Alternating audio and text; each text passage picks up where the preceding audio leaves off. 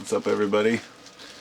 So, being the damn hippie I am, I grew up eating a lot of, hippie foods and stuff, starting out at the country fair eating like goo balls and granola treats and stuff. So, I'm a big fan of granola. I've always been a fan of granola. I may not be the healthiest eater, but I do like good granola. And, I make my own granola. I haven't done it in a while. I made a video last year where it has the recipe on there and everything. What I wanted to do was just update. I made a batch earlier today, and I used the same basic recipe, but I changed it. I didn't have any cut oats, but I used oats, but instead of there's wheat germ that you can add to it, which I think adds a nice stickiness to it. There's certain things that you cannot change about granola. Obviously, you have to have the oats.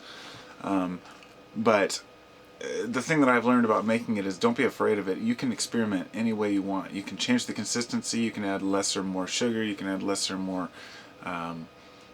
oil, less or more honey, less or more syrup. The only keys I would say are make sure you use real maple syrup. Real maple syrup. Don't use the fake stuff. And this is what I ended up with. Like, I have a couple different consistencies. This is a nice little cluster right here. I'm going to tell you my secret, though. This is, most of them are very, clusters like this. These are the kinds I like. They're nice and airy. Crunchy.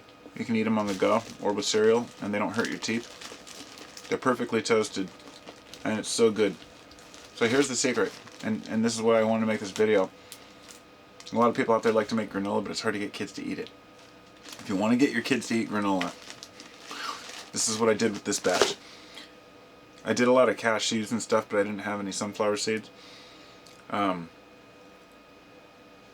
You grind up all the dry stuff you could imagine wanting in granola. Just grind it up in a bowl.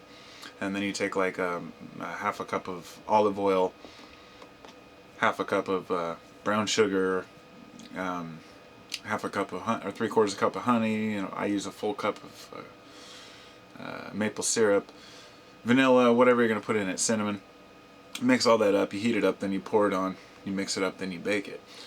The one thing that I added this time that was different was Rice Krispies. I used the generic, whatever, but puffed rice cereal makes a huge difference because it adds this major consistency difference to where it's crunchy and tasty for the kids. But the one thing that I add is after I bring it out of the oven, that's when I add the chocolate chips.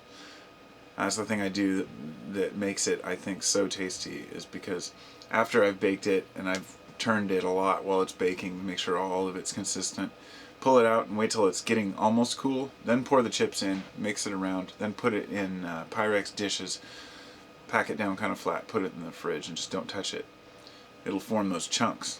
And so I haven't given you any recipe, obviously. I'm just saying, for anybody who makes granola, these help, and I'll try to post the link, or I guess just if you really want to know the recipe that I use, just Google my name with or the YouTube will have my name if you type granola recipe with Carpo719.